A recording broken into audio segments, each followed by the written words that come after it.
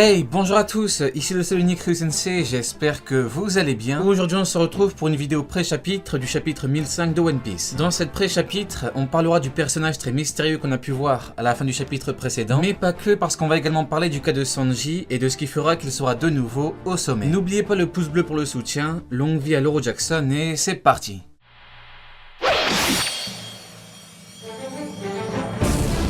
À la fin du chapitre 1004, on a pu voir la silhouette d'un personnage avec les fourreaux rouges. Apparemment il les connaît et apparemment il est attristé par leur sort. Forcément tout le monde est choqué parce que je pense que ça ne vous aura pas échappé, la silhouette ressemble étrangement à Ener. La question qui se pose alors c'est est-ce que c'est lui? Du coup je vais répondre tranquillement tout en ajoutant quelque chose qui risque de vous intéresser. Je ne suis pas là pour dire qu'il est impossible que le personnage soit Ener parce que c'est possible. Moi je suis là pour donner mon avis qui se base avant tout sur un tas d'éléments factuels. Factuellement il est compliqué de dire que c'est lui parce qu'il n'y a pour l'instant aucun lien concret entre lui et les fourreaux rouges. De plus, comme dit plus tôt, le personnage semble être attristé. Donc, comme on n'a qu'une silhouette qui lui ressemble et rien d'autre, il est compliqué de dire qu'il y a beaucoup de chances pour que ce soit lui. Cependant, même si actuellement il n'y a qu'une silhouette, on ne peut pas l'occulter, donc ça reste possible. Par contre, si on regarde ce qui semble être les grandes lobes d'Ener, eh bien cela colle également parfaitement avec les cheveux de Toki ou de sa fille, Iori. On peut donc avoir l'un des trois personnages, et si je devais faire un classement, je dirais qu'il y a plus de chances pour que le perso soit Toki, puis Iori, et enfin Ener. Maintenant, on sait que le chapitre 1004 est l'ultime chapitre du tome 99, donc on peut se demander si effectivement il y a un gros intérêt de suspense. En effet, terminer un tome de One Piece c'est pas rien non plus, donc il faut que ça suive derrière. Si c'est Toki, il y a de l'intérêt parce qu'elle a disparu depuis longtemps et son fruit est très intéressant. Et d'ailleurs, je vous rappelle que je l'avais théorisé il y a bien longtemps, bien avant son apparition. Oui. Toki pourrait donc user de ses pouvoirs pour faire en sorte que son fils, Momo, prenne les années qu'il aurait dû passer sans le fruit du temps. Otama a eu son utilité dans l'arc Onigashima, c'est donc bientôt le tour de Momo qui pourrait pourquoi pas grandir d'un coup. Si c'est Iori, franchement, il n'y a pas de réel intérêt, donc c'est compliqué. Pour finir, si c'est Ener, et bien là c'est encore plus ouf parce que Ener est un antagoniste d'exception. Maintenant, je pense que l'auteur joue volontairement avec le fait que la silhouette ressemble à Ener. En effet, il est arrivé en fin de tome, et comme le chapitre était prévu il y a longtemps, il a dû se dire qu'il fallait quand même qu'il joue sur une certaine ambiguïté. Maintenant, voyons un peu ce qui pourrait se passer si effectivement le personnage est bel et bien Ener.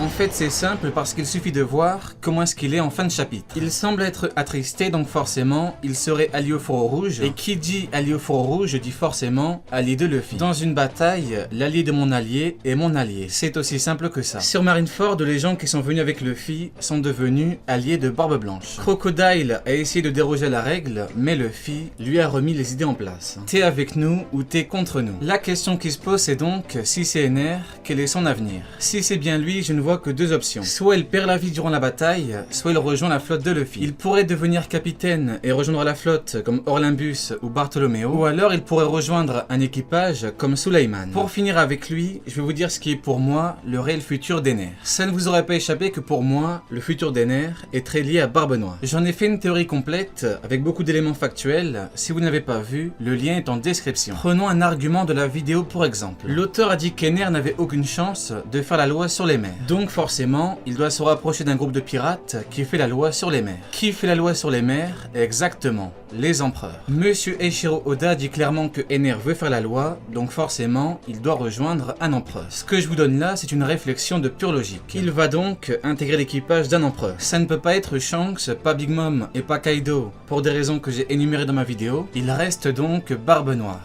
Tout simplement. Et bien évidemment, encore une fois, ce n'est qu'un simple argument parmi tant d'autres. Maintenant, parlant d'Ener, je voudrais rajouter un argument pour ma théorie. Je suis sûr et certain que l'argument renforcera très fortement cette théorie, et je suis sûr et certain que l'argument ne vous laissera pas indifférent. Écoutez-moi bien. J'en ai parlé en live YouTube il n'y a pas longtemps, et je vous le réexplique tranquillement. En fait, l'une des particularités de l'équipage de Barbe Noire, c'est que dans l'équipage, on peut devenir ce que l'on veut. Dans l'équipage de Xebec, c'est un peu pareil, et vous savez que Barbe Noire, c'est un peu le nouveau Xebec. Dans l'équipage de Xebec, Barbe Blanche a pu devenir devenir l'homme le plus fort du monde, Kaido a pu devenir la créature la plus forte au monde, et Big Mom a pu devenir la femme la plus forte au monde. Maintenant on peut dire ce qu'on veut, mais oui, je vous le confirme, tous ces personnages voulaient leur titre. Par exemple, Barbe Blanche a clairement dit « Je suis Barbe Blanche, je suis l'homme le plus fort du monde ». S'il ne voulait pas ce titre, il ne se vanterait pas de le porter. Xebec voulait devenir le maître du monde et son équipage a fait en sorte qu'il le devienne. Même si malheureusement pour lui, Goldie Roger l'a stoppé. Mais ça, c'est un autre sujet. Donc, dans l'équipage de Barbe Noire, on peut devenir ce que l'on veut. Avalokiteru a comme surnom le roi déchu parce que Avalokiteru est un ancien roi qui a perdu son pouvoir de souverain. Que veut un roi qui a été déchu? Exactement.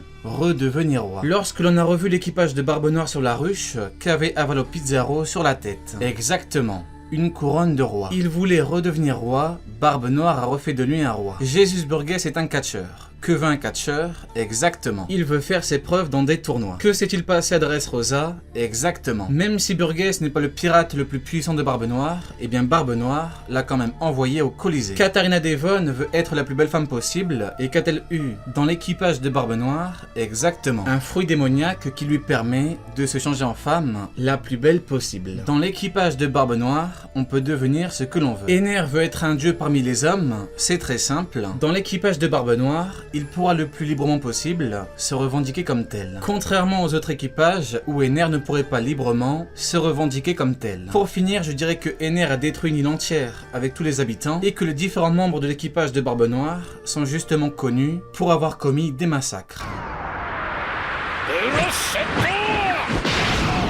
Comme dit dans ma review du chapitre 1004, il fut un temps où Sanji mettait tout le monde d'accord. En effet, dans l'arc Alabasta, on se rappelle tous du Mr. Prince qui avait parfaitement joué le stratège et qui avait battu le deuxième commandant de Crocodile. Sanji portait donc parfaitement deux casquettes. La casquette du stratège et la casquette du gros combattant. On se rappelle du Sanji dans le train des mers qui avait démoli wagon sur wagon pour venir en aide à Robin. Et d'ailleurs, désormais vous comprenez pourquoi est-ce que c'est Robin qui va allumer Black Maria. On se rappelle du combat Sanji contre Diabura. L'homme loup avait exactement la même puissance que l'homme girafe. Il avait juste un tout petit mais vraiment tout petit écart, mais comme Zoro avait galéré contre Kaku, on comprenait la puissance de Sanji. Les deux combats étaient serrés et les deux combats ont montré quelque chose. En termes de puissance, il n'y avait pas une gigantesque différence entre ces deux hommes. Ce qui est logique parce qu'un premier commandant n'est pas censé être beaucoup plus puissant qu'un deuxième commandant. Maintenant le problème c'est que post-ellipse, contrairement à Zoro, eh bien Sanji n'a pas beaucoup brillé en termes de combat. De plus, l'arc Whole Cake tournait autour de lui, mais pareil, il n'a pas eu de vrai combat. One Piece est un shonen neketsu,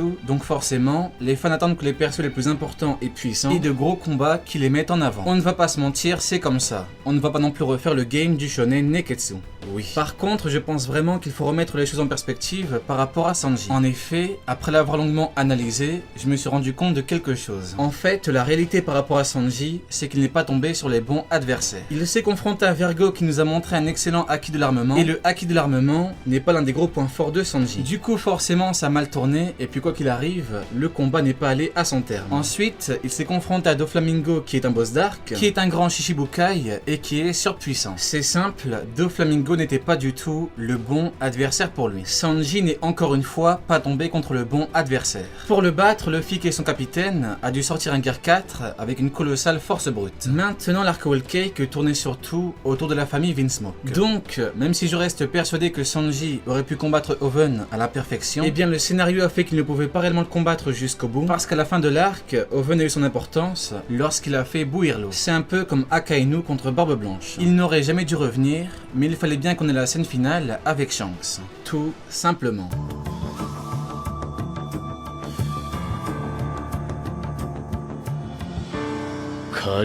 Moi, ce que je pense, c'est qu'on ne peut pas reprocher aux fans d'être déçus parce qu'ils ont de grosses attentes, ce qui est normal en tant que fan. Si depuis le retour, Zoro n'avait pas eu de gros combats en 1 contre 1, tout le monde aurait été déçu de la même manière. Quand durant des années, ils sont mis sur un certain pied d'égalité et qu'ils ont de gros combats, puis qu'un jour l'un coupe des montagnes pendant que l'autre n'a pas de gros adversaires, forcément, ça dérange. C'est comme ça. Maintenant, ne vous inquiétez pas, parce que ce n'est pas une fatalité. En effet, dans l'arc actuel, Sanji va combattre Queen, qui est un deuxième commandant. Il va sauver un ou plusieurs personnages, personnage, il va sortir un colossal power-up pour battre Queen. Sanji peut sortir 2 éventuels gros power-up. Une énorme technique de force brute pour briser la défense de l'homme Brachiosaur et une nouvelle technique de flamme avec des flammes beaucoup plus chaudes. Dans le deuxième cas, les techniques de flamme de Sanji feront de lui ce que je nomme le prince du feu. Le prince du feu choquera très prochainement le monde entier parce que le prince du feu doit choquer le monde entier. Allez, Diané, tu n'auras pas regardé ma vidéo pour rien.